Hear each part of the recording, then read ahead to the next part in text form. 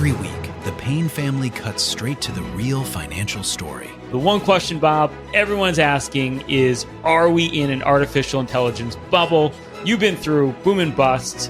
What do you think? No hype, no myths. Just what actually matters to your money. Does feel very similar to what we experienced in the 90s. Where are we, though? Are we in 1995, 1997, 1999? Listen to the Pain Points of Wealth on the Red Apple Podcast Network. Excuse me! Taxi! Come on, what are you doing? This is the 77 WABC minicast. Well, we are back with one of my favorites who helps us make sense of this unbelievably nuts job, crazy world these days. General Blaine Holt, U.S. Air Force retired. Welcome back, sir. Man, how you feeling? How you feeling with all this intensity out there? It only ramps up from here. It's like a massive game of Jumanji, but the stakes are deadly real. Here's what concerns me. Look, we had the FBI show up at Fulton, the election center down there, which I think is totally worthy. And I'm glad, and I want aggressiveness, but they have so poisoned the atmosphere of America right now that those efforts, which would be cheered if they were raiding Trump Tower, right, are seen as rogue and illegitimate with Trump as president. And that is a very difficult hurdle. Now, maybe it doesn't really matter, but, I mean, look, he tried to hire a U.S. attorney, Lindsay Halligan. You know, this is a minor thing. And the establishment, there was an uproar, federal cases, and she was dismissed. She couldn't keep her job. Yeah. So how do we get over that? Because that's a real thing, this institutional bias against Trump. And yet the GOP institution essentially rubber-stamped every single communist pick that the Biden administration had. In other words, let's get to the realization as a people that there really is no aisle and that there really is no red versus blue, no Dem versus GOP. Let's get to a realization right now that it's really we the people versus they the swamp. And they are so mad at President Trump because he threatens their way of life, their way of grift and corruption. So you called out the FBI for a good thing, going down and taking care of the Atlanta piece, and that's a good thing. We applaud that. Riddle me this: where was the FBI in protecting ICE agents on the ground in Minneapolis? So the thing is, when you ask me about the FBI, I'll ask you, well, which one? Right. The one that calls themselves the deep state or not? The CIA, same way. NSA, same way. In other words, our republic, our Americans expect this to get cleaned up. And honestly, this is for the republic. This is for all the marbles. That's not bombastic. That's not hyperbolic. And these are threats foreign manipulating threats domestic, and they're working in concert with each other. And if you think life was rough under the Biden administration, Autopen administration, if they get back into power, they'll remember this period of time and they won't miss. Wow. Okay, you mentioned information operations. That's a campaign. Now, information operations is actually an MOS in the military. They have an information operations school. This is a trade of the military, of the deep state. When you say information operations, and I know George Soros and people like that, and weirdly, I mean, it's legal if you want to hire people to do crazy stuff. It's a free country. You're allowed to do that. I don't like it, but you're allowed to do that. But when the government gets involved, how much of this is a government operation to undermine this country and to undermine the Trump administration and to seize power from the people? I think quite a bit. I'm not one to sow discord or erode confidence in our government, but they've already done that for themselves. And we could see that going back through COVID and even before then.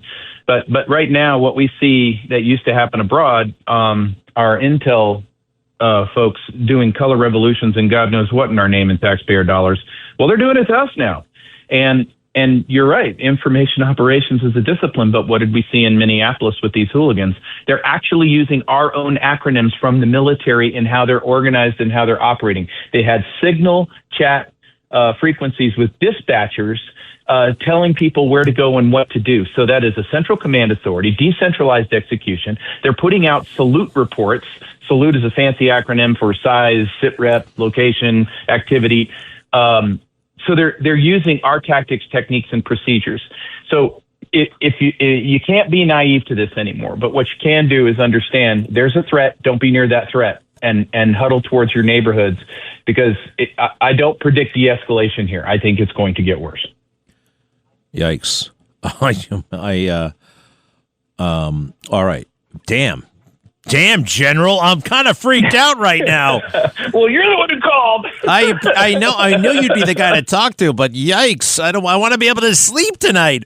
No, all right. I have an article coming out later today, and I give Americans so many trusted, wise people they can listen to and read their material and track what they're saying. And these are what I have really relied on over the past couple of years with this craziness at the tactical up through strategic levels. By the way, that you mentioned actually a guy, you found out some of this stuff on X, a guy you've been looking at a lot, and he's been taking you through it, Schwarm or something like that. What was the name? Schwalm.